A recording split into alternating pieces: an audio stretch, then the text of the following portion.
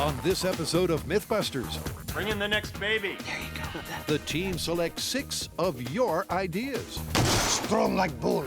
Yep, on this Request Fest special, every letter or email that gets pulled from the randomizer will get tested.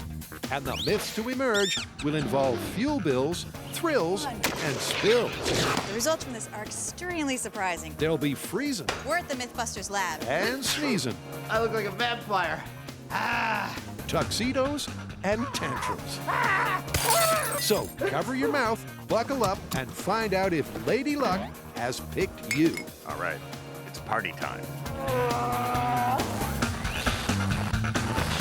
Who are the MythBusters? Adam Savage Put something into it, man. and Jamie Hyneman. Is that hot enough for you?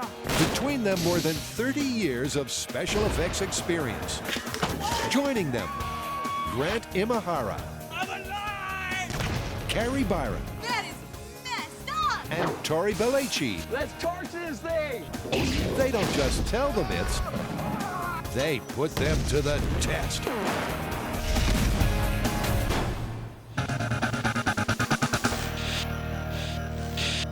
If you've ever sent in a myth request, get ready, because in this hour of viewer power, the tests are at your behest. What's all this about? This is the MythBusters Request Fest. We have taken a random pile of fan submissions for stories we should do. We put them in this bin, and soon we will do whatever we draw out of here. You ready? Yep. All right. Pick one.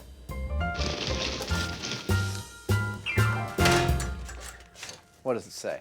Dear Mythbusters, can a super secret agent spy arrive at a fancy party via Scuba, unzip his dive suit, and emerge party ready in a spiffy tux? Spiffy. I've seen this several times and I want to know if it's possible. Your biggest fan, I can't read the signature. That is a great story. I think we should totally do it. Do I get to wear the tux? Absolutely. Okay then. It's a classic cinematic costume conundrum. The super secret spy slips out of the water and unzips his dive suit, revealing an immaculate tuxedo. But can a scuba dive arrival really leave you high, dry, and ready to party? So what do you think the plan is? It's easy. One of us scuba dives to a party and the other one arrives by normal means. And then when we get there, an impartial judge sees if both of our tuxes pass muster. Exactly. Okay, but first I think we need a lesson in proper tux etiquette from a pro. As it happens, I have one right here. Hello, Bertrand. Hello, Jamie. Narrator, would you please tell the nice folks at home about Bertrand's credentials? Image consultant, fashion author, and all-round style guru, Bertrand is the perfect person to get Adam and Jamie looking shipshape for their upcoming boat party. And Adam, here's yours. Now, when it comes to black tie, it's really important that a tuxedo be absolutely perfect. Otherwise, you'll be mistaken for the head waiter. Also overlooked are the shoes, and really the standard is patent leather. Apparently, patent leather is critical. It's got to be a hand-tied bow tie. A clip-on tie just doesn't cut it. The hand-tied bow tie gives a man his individuality. Finally, the white handkerchief. Need to have the pocket square. That's a pocket square, it's not a napkin, huh? It is not a dinner napkin. So, Jamie, how do you feel? I feel kind of tied up like a pot roast, actually. Despite Jamie's discomfort, our dapper duo are now impeccably dressed. There we go. I think we're a proper pair of penguins. Yep. Thank you, Bertrand. And for the myth to be confirmed, that's the standard that has to be maintained, regardless of their method of transport to the party. This penguin, providing a comparative baseline, will be traveling in comfort above water. Perfect. But Agent Hyneman, codenamed the Walrus, wearing state-of-the-art scuba gear over the top of his party gear, will be going sub-aqua. All right, it's party time. All right, Request Fest randomizer. You guys ready? Go for it. All right, here we go. This is hilarious.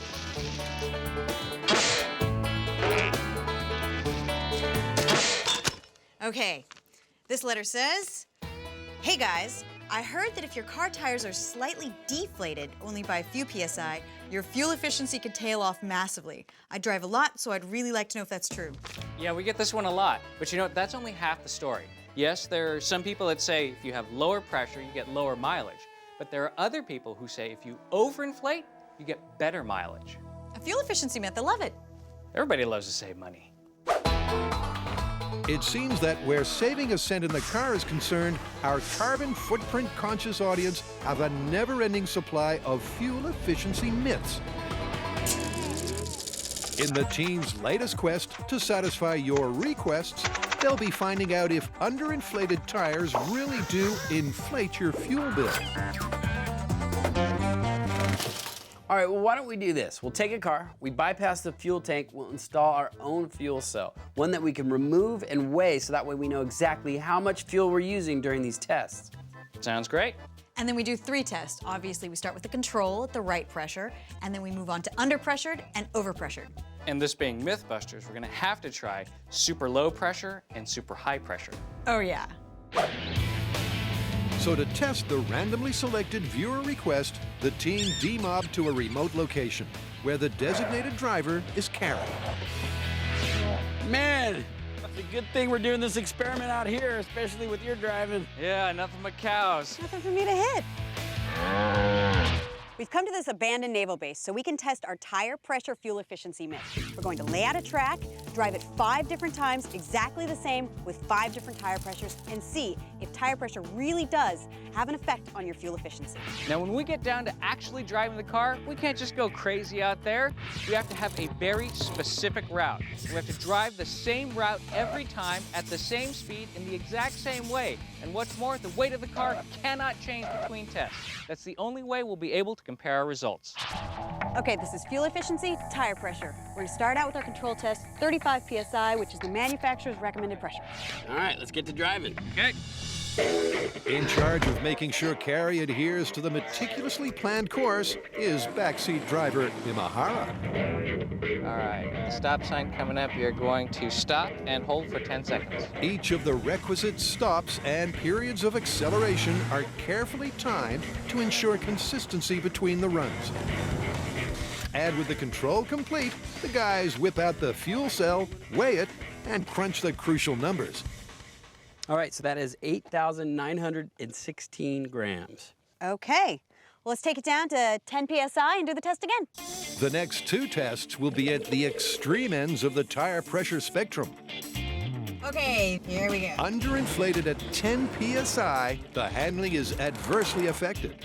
We are now at 50, and it actually feels a little squirrely. But the team complete the identical circuit safely and move on to the extreme overinflated test, 60 PSI. Hit it. Overinflation to this degree is obviously not recommended. In addition to risking a dangerous blowout, the tires will wear unevenly. But according to some fans, it's supposedly more fuel efficient. Now, I get the reasoning behind this. It makes sense. Okay, so you fill your tire to 60 PSI, you're getting less contact with the road because the tire is bulging. There's less of a footprint there. You're getting less rolling resistance, and therefore, you're possibly getting better fuel efficiency. That's the theory, but the number crunching will have to wait, because on the next 2 tests, the guys are working within real-world parameters of 15% above and below the control. I feel like we've been here before. Let's get to the results. Okay, what do we got? Okay, so for the plus 15% overinflated tires at 40 PSI, we consumed 6.2% less fuel. Makes sense. And in the case of the 15% underinflated at 30 PSI, we consumed 1.2% more fuel. And confirming the myth, the numbers for the extreme tests are even more extreme. Basically, flat tires increase friction and therefore increase fuel consumption. But when it comes to saving money, the raw numbers don't tell the whole story. And here's why. So what we're finding with the underinflated tires is that we're consuming more fuel. And this makes sense when you consider the tire contact patch, which is the actual surface area of the tire that makes contact with the road. And when the tires are underinflated, the contact patch is larger, which increases the rolling resistance, increases the friction, and makes it harder for the engine to move the car. But if you really break this down to saving money, Well, in a year, you drive 10,000 miles, you're only saving about $76. Now, if you weigh that against the fact that you might get a blowout and put your life in danger, you're not actually saving anything at all. So, drive around with your tires inflated to the recommended air pressure. That's your best bet.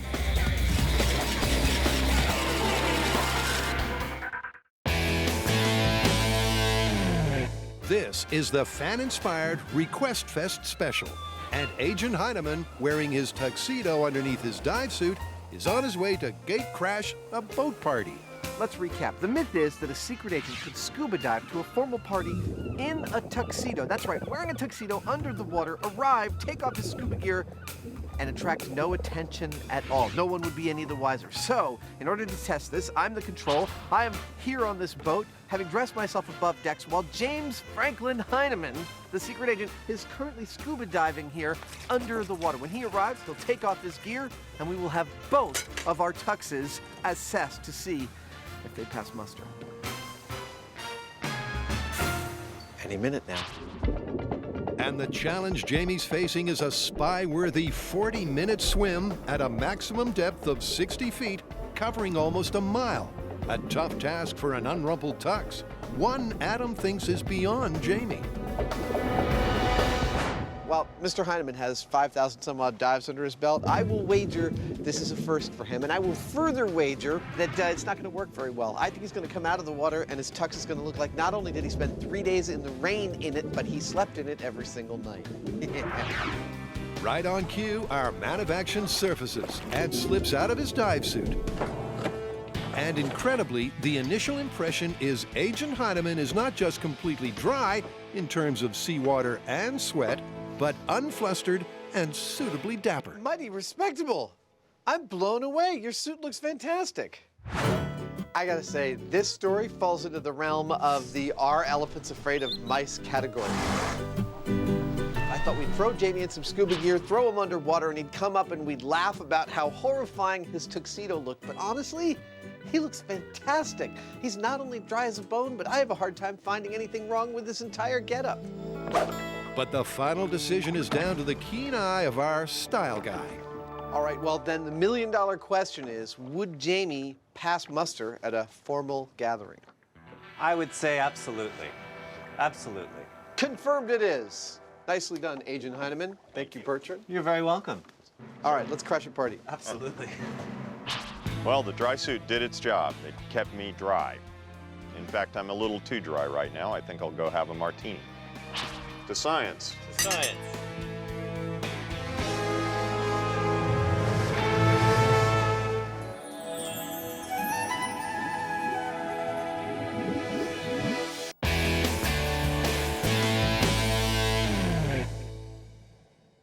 Okay, randomizer, give us something good.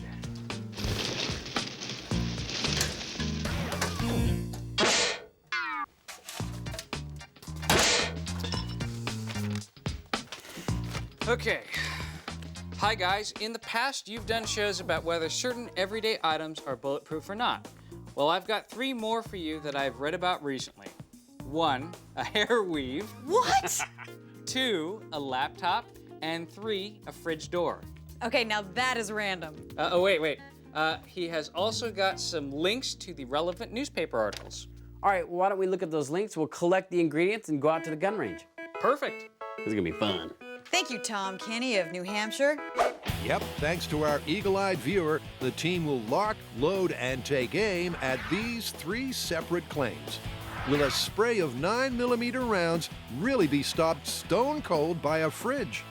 Is it possible a hair weave would stop a .40 caliber pistol dead in its tracks? And could your laptop really block a point-blank blast from a shotgun?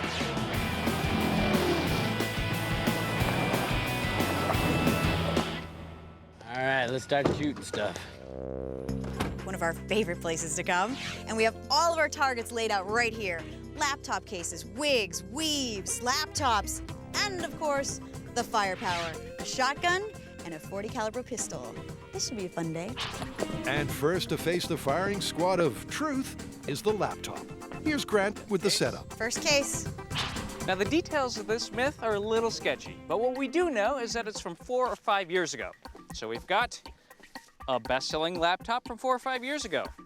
Putting it inside of this average briefcase, we're gonna fire at it from 3 to 4 feet, point-blank range. And if it penetrates this and goes into the ballistics gel, we know that this is not bulletproof. All right, ready to load? Lock and load, baby. So we are about to fire birdshot from a 12-gauge shotgun into this computer at point-blank range to find out if this is bulletproof. Fire when ready. My feeling is we just don't have enough space to allow that birdshot to spread out. So it's gonna be coming out in one large mass, and I think it's gonna punch a hole right through this computer. In 3, 2, 1. Unfortunately for our ballistics gel victim, Tori's prediction, like Carrie's shooting, was dead on. That went right through the laptop and destroyed the ballistics gel. And it's not all that surprising. Laptops are designed to be portable, and most of the components are fairly lightweight, except for one. Gonna try aiming for the battery? All right, this time I'm aiming for the battery. But will that make a difference to the 12-gauge shotgun, firing birdshot at 1,200 feet per second? In 3, 2, 1. What? What? What just happened? We may have stopped the birdshot. You kidding me? No. No way. No. Way. Incredibly, in complete contrast to the first test, the ballistics gel was spared. There is no exit wounds on the bag. I mean, if you had the computer in the right position when the guy fired the shotgun, you would probably stop those birdshots. I'll tell you what, the results from this are extremely surprising. I mean, we are at really close range with a 12-gauge shotgun. Hits the battery, you live. Knocks the wind out of you, but once you recover, you need to get up and go buy yourself a lottery ticket, because this is a very lucky day for you. If you hit the battery, your computer is bulletproof. That's incredible. Okay, well, you have to be incredibly lucky, but this one's plausible. Totally plausible. Plausible. That is awesome.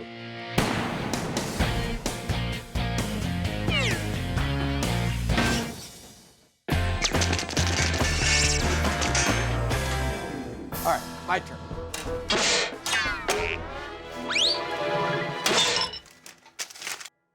Dear Mythbusters, my granny and me loved the episode with the sneezes. But can you please tell us the safest way to sneeze without spreading germs? Sincerely, Thomas. I think we can totally do that. Yeah, we can do that.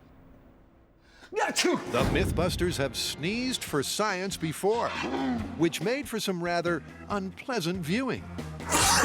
Oh, there's a little silvery booger there too, right on this big old stash. So remember, you've been warned.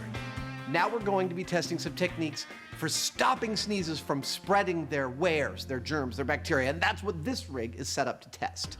Jamie and I will wear white suits, like I'm wearing now, and stand here at the apex, and we will sneeze. Of course, our mouths will be filled with colored liquid like before. We're going to try and prevent the spread of that sneeze with 3 different methods. 1, open hand, achoo! 2, into the elbow, achoo! And 3, something no gentleman should be without, a handkerchief. Achoo! We're gonna be looking at our suits and on the floor to see which one works the best. And first up for our connoisseurs of colds is the hand-over-mouth technique. All right, sneezing into the open hand. I'm predicting this is gonna be kind of a horror show. A swig and a sniff later, That's one. Yeah. Oh, there's another one coming. for each style, they're going to unleash a sample of 3 sneezes. Oh, it looks horrible, doesn't it? I look like a vampire. Ah! Adam's face is a picture, but it's the canvas that tells the real story. I see spots up to 8 feet away, dude. Yeah, it did spread quite a lot, but there's a lot of markings here. So I'd say single hand, not so good. Yeah, not so good. Not so good, and then some. Even with his hand directly in front of the oncoming sneeze, Adam can't begin to contain the explosion.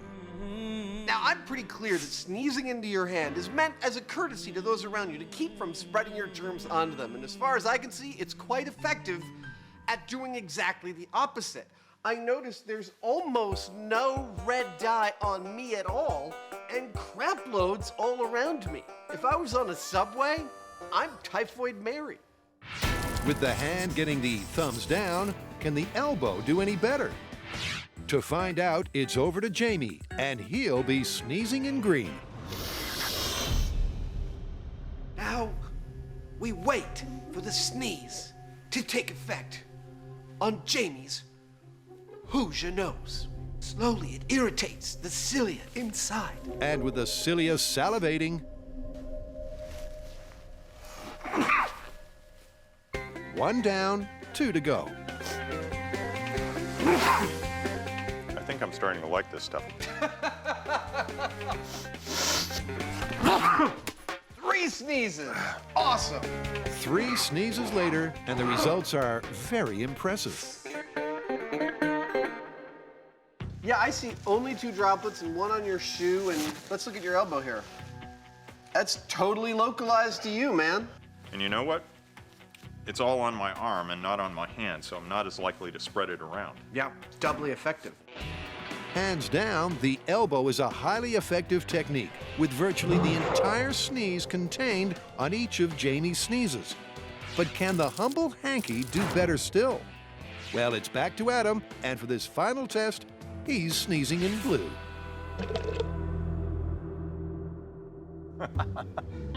Here we go. Oh. Oh.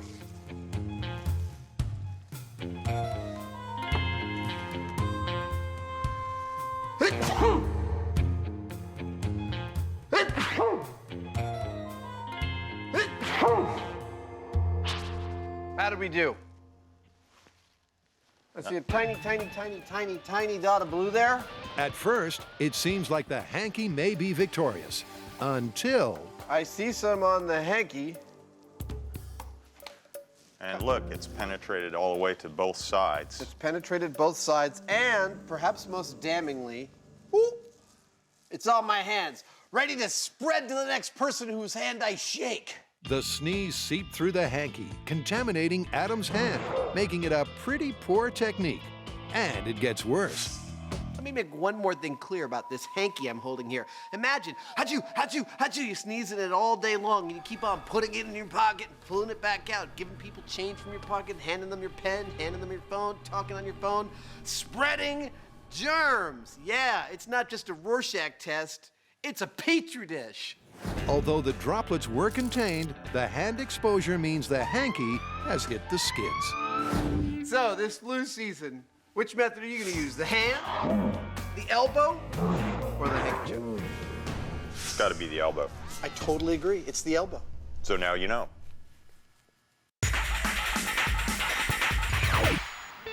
Carrie, Grant, and Tori are tackling a trio of ballistic tall tales.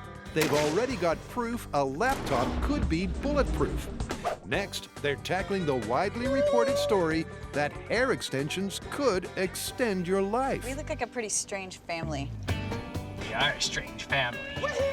Since our bulletproof hair weave myth was ripped straight from the headlines, we're lucky enough to have a few details. 1, we know they used a .40 caliber pistol. 2, they were 8 to 10 feet away. And 3, we know they shot through the back window of the driver's side. So, sounds a little crazy to me, but I guess we'll see if a hair weave can stop a bullet. But before they recreate the whole scenario, the obligatory control. What we're gonna do right now is a control test, just to find out if this hair weave is in fact bulletproof. In 3, we have a wig with a hair weave in it on top of a block of ballistics gel.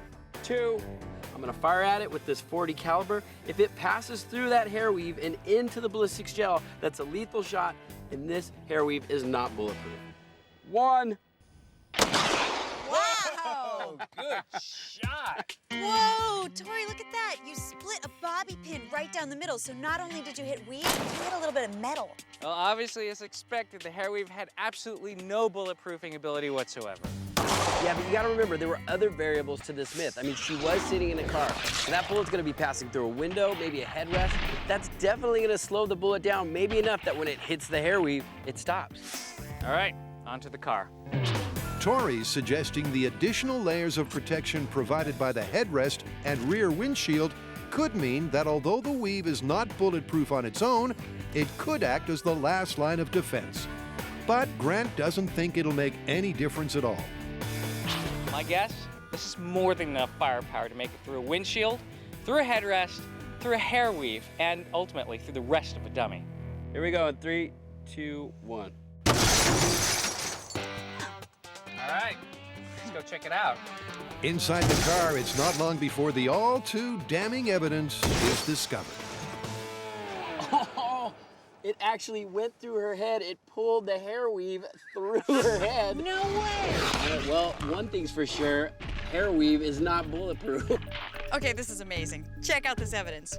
Right here, the bullet goes in through the weave. You'll notice it pulls the weave through the head and brings the weave with the bullet out the other side.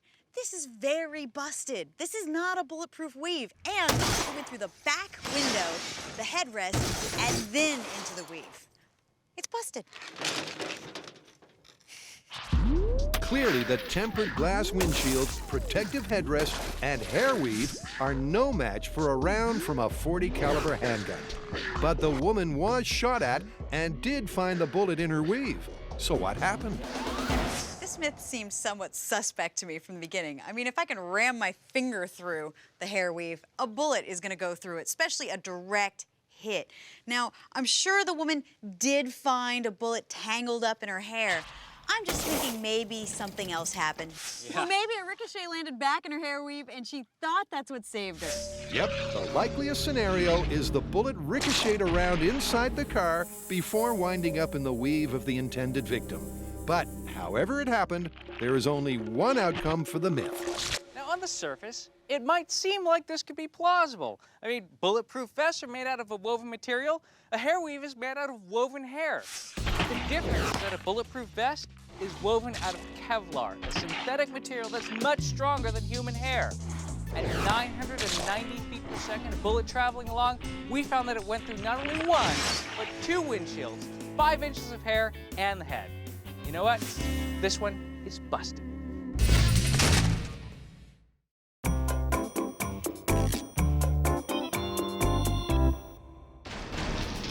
What could be next? Well, let's see.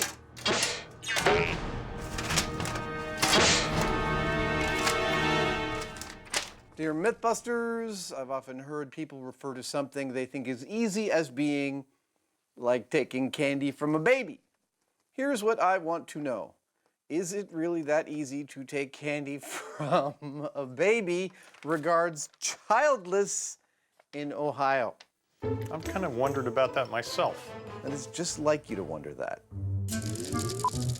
It's a familiar phrase that supposedly illustrates a simple and easily achievable task. The idea being that the baby is defenseless in the face of mean, mustachioed candy grabbers. But how are Jamie and Adam, once he's had a timeout, going to test it? So how are we going to measure how difficult it is to take candy from a baby? Well, the first thing that comes to mind for me is grip strength. There we go, that's what I'm looking for. And to measure that, I figure we'll need to design some kind of a device that grabs the candy and then can record how much force it takes to pull that candy out of the baby's hand. Little tiny candy grabber.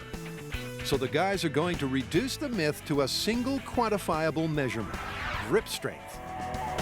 Oh, look at that. And with a force gauge attached to Jamie's candy-grabbing animatronic arm, they can do just that. Basically, each of the babies, ranging in age from 6 to 18 months, will be given candy, and then Jamie will see how much force is required to take that candy from their sticky, supposedly helpless little hands. What do you think? Think it's a good height for grabbing? Seems about right. Well, so if we're gonna test this thing on some real babies, we should get a baseline. How easy it is to pick up candy. Is that why you have that thing? Yeah, I found this kid in one of your boxes labeled babies up there and thought we just place a lollipop on his chest, you pick it up. What could be easier than that? Okay. He won't give you any resistance, will you? As it turns out, not much at all. Got it. 0.08. 0.08 of a pound. Yeah.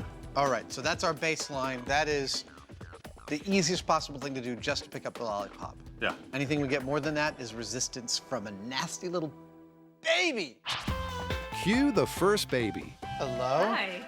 How are Lily? you? I'm Lily. And this is Cole. Our first test subject, Cole here, is just 6 months old. And with a little prompting from Adam, he soon grabs hold of the sweet stuff. That's it. Yes, exactly. All right, Mr. Hyneman, it's all yours. Okay, Cole, get ready to surrender your candy. What do you think of that?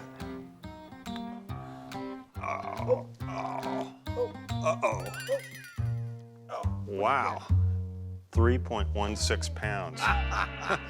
Nice work, strong like bull. 3.16 pounds is a huge 40 times increase on the control, and an indication that this myth might not be as straightforward as it appeared. Bring in the next baby. A theory compounded by the next subject, 10-month-old Ruby. Oh, that's it. Yeah. Okay. That's some good stuff. Are you scaring her with your robot arm? That seems to be the problem. That and the fact that Jamie is trying to steal her candy. Oh, what's that? With Ruby obviously uncomfortable, the team decides to move on. But it should be noted that by utilizing her key baby power, crying, Jamie failed to relieve her of the candy. Maybe it's not so easy after all. It's the final installment of the Request Fest Bulletproof myth. One of our viewers led us to this story. When it kicked off in the kitchen, our lucky survivor hid behind a fridge door, which supposedly proved impenetrable to several 9mm rounds. All right, who's signing for these refrigerators? So why would a refrigerator door possibly be a good shield against bullets? Well, there is rolled steel throughout this door. You can tell because you can put a magnet on it. So it might be able to stop the bullet or at least slow it down so you won't get hurt. Yep, that's good, right there. It's good. And to give the myth the seal of bachelor authenticity, Tori has brought the entire contents of his fridge. This one doesn't have any mold, so that's still good. I think this is pesto, or I don't know, maybe it's just turned green. Of course, it's not entirely realistic, but a shelf full of jars and canned goods will give the myth the best chance possible. Okay, this is Bulletproof fridge door in 3, 2, 1.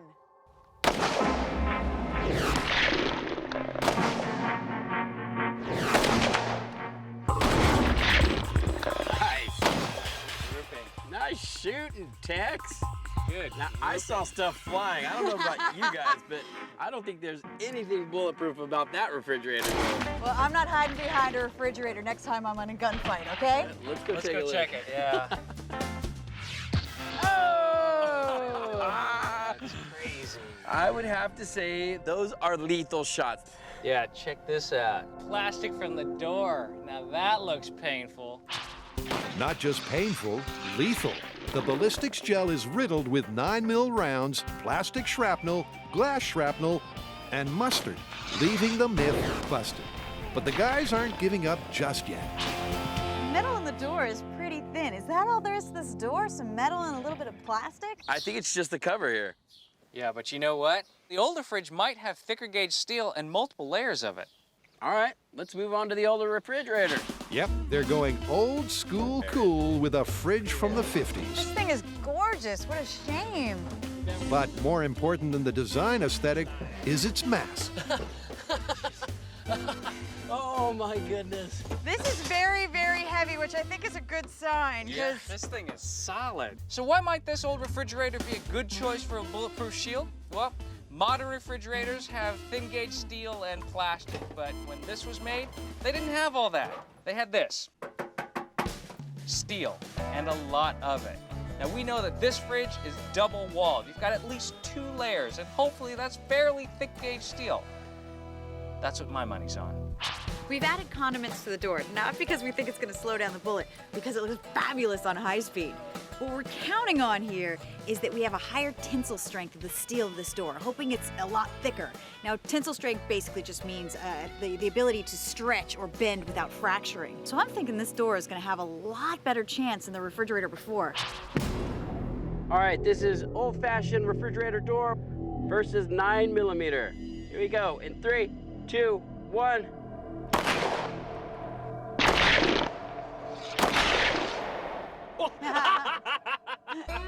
Looks like it went through. Yeah, I think so. Damn.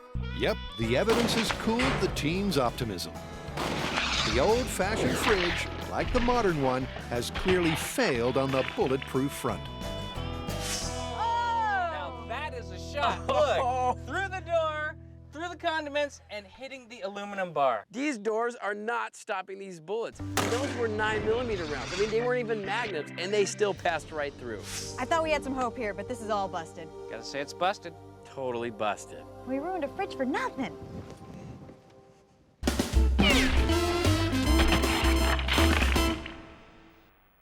So, it doesn't take a bullet, but do you think you could survive a nuclear blast in one of those? Yeah, everybody knows that.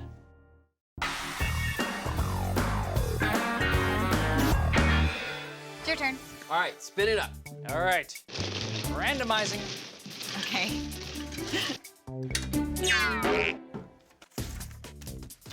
All right. This one says, I know you like beer, so you'll like this one.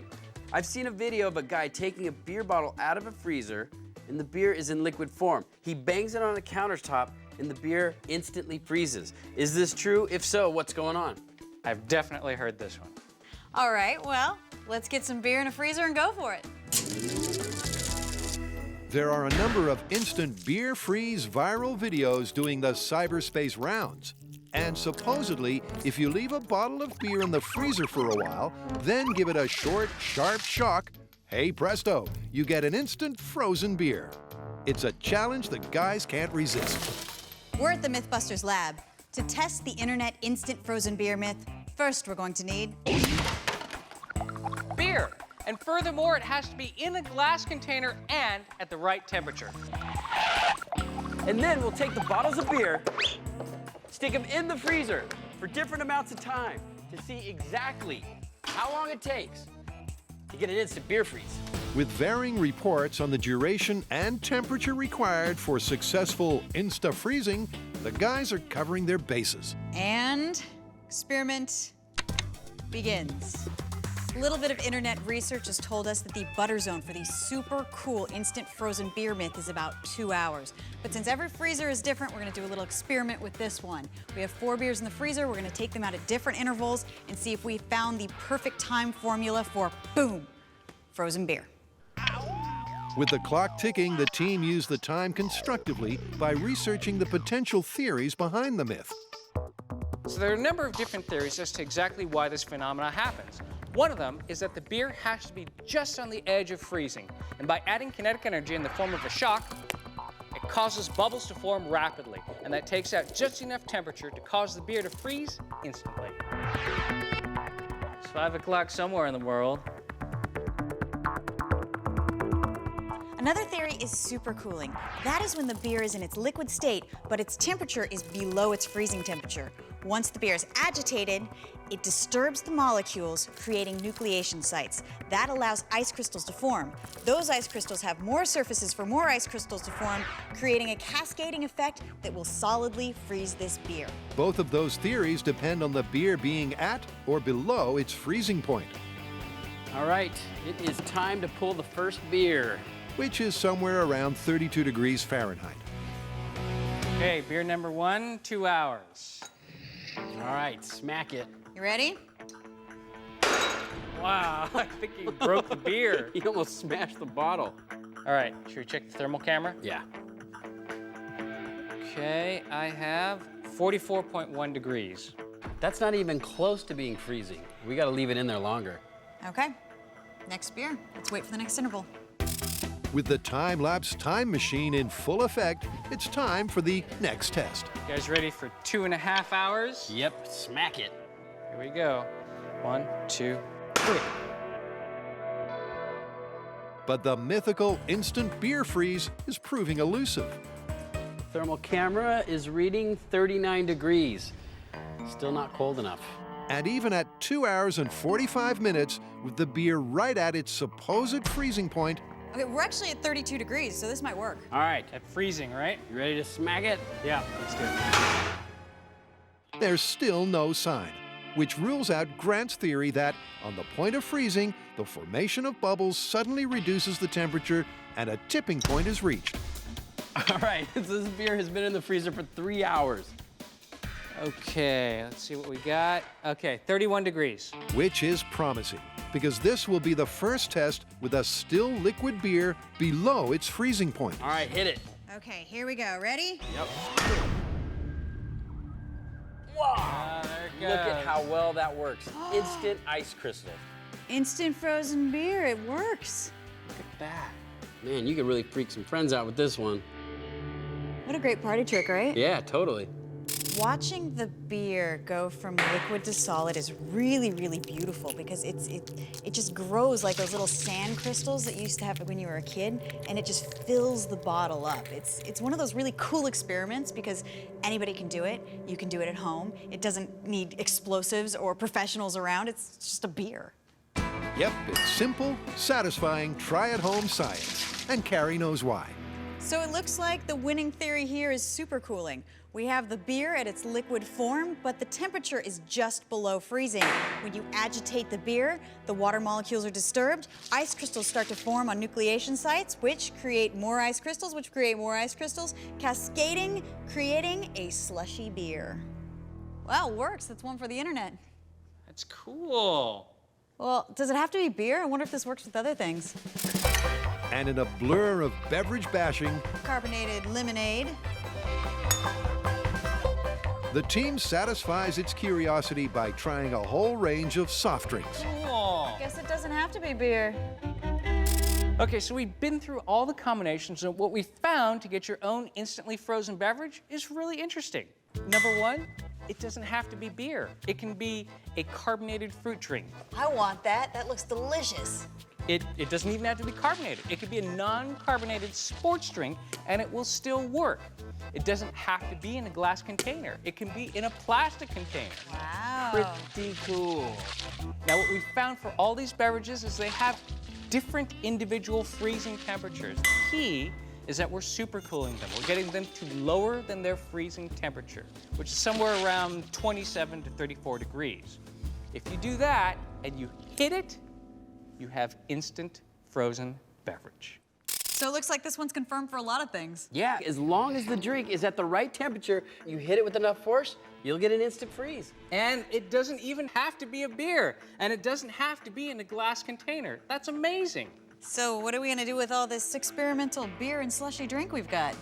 I got an idea. Yeah.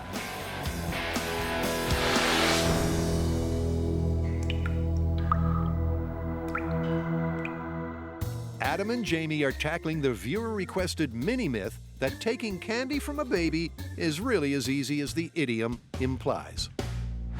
Let's get another baby. All right, the next baby! Meet Annika, and at 14 months, she appears to have a candy retention skill that the younger kids don't have: evasion. Oh, that's pretty good. Oh, she's crafty. Monica, you're being excellent test subject. Yeah, she's totally chill. You are doing great. Good job, Annika. We're encountering resistance from these babies in the form of evasion. They're not being as docile as we had hoped, and they are holding a lollipop away from Jamie's test equipment. These babies are crafty, but I think we can outsmart them. She wants to hold on to it. Oh. But as it turns out, round here, the babies are smarter than the TV hosts, because Annika decides to pull out the biggest gun in the baby arsenal. Nope, now she sees you. Guilt. You've gone and scared her. Oh. I think we have to give her a little while here. I think oh, so. Sweetie, it's totally okay. It's totally okay. With Adam and Jamie on the back foot and Annika still in possession of the candy, the guys are forced into a change of tactics. There we go. Looks like a charm. Given that the babies don't seem to like this mechanical thing coming in close to them, I've tied a string on it to be able to remove the candy more remotely and yet get the same grip strength measurement. And once Annika gets a good hold, her and Jamie begin a tug of war. Take it. Oh, oh, just like the candy's leaving me. What's going on? Keep on, keep on. 1.08 pounds. Oh, she doesn't want to let go. Oh, sweetie. Jamie, keep taking it. Come on. We got Okay, candy. I think she's done. Oh, sweetie. Hey, don't take my candy. That was very well done. I feel terrible. Well, at every stage, these clever babies are vexing us. Not only is it clear they want to hold on to their candy, and they don't like Jamie's robotic grabber arm, which, who would? But they cry when you take the candy away from them. I wasn't prepared for how difficult that would be to hear. Say, give me my candy back. Oh, there you go, sweetie. There you go. There you go.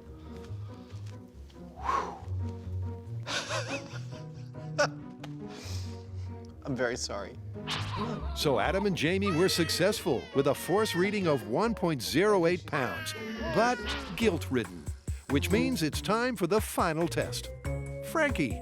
Our 18-month-old baby was a little bit difficult at first. She was a little shy, took a little time to acclimatize to the crew, the big camera, the microphone. But once we got her out of the chair, which she definitely didn't like, and into her mom's arms, she actually warmed up a fair degree. I think we're close. Okay, here I go. Willing to take a lick of the lollipop, liked it a lot, didn't want to let go of it, gave us a pretty good reading. Oh my goodness. Uh-oh, it's like fishing. Oh, I got a reading. 1.79. Oh. Oh, lollipop broke.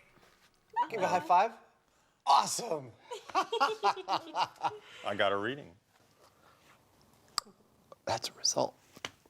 And that's a wrap. Bye, Frankie. Bye-bye. Which means it's time to ponder the results. While the youngest baby registered more grip strength, the older babies seemed more inclined to use strategy to resist, and they wouldn't even let me get a hold of the candy in the first place. There you go, yeah. So, what according to the myth should have been a simple task, the easiest task of all, simply wasn't. Evasion and guilt strategies made it tricky and at times very difficult. I feel terrible. But ultimately, the experiment was designed and executed to compare grip strength. So the final result comes down to the numbers. So where does that leave us? Well, if you remember our control, it took 0.08 pounds of force to just lift our candy. When you average the grip strength across all the babies we tested, it came in at a shade over 2 pounds of force to take the candy from them. That means that it was 25 times more difficult to take candy from the babies than it was to just pick it up. And that, to me, says that this myth is thoroughly busted. What do you think? I agree. Now get out of the stroller and give me my monkey back.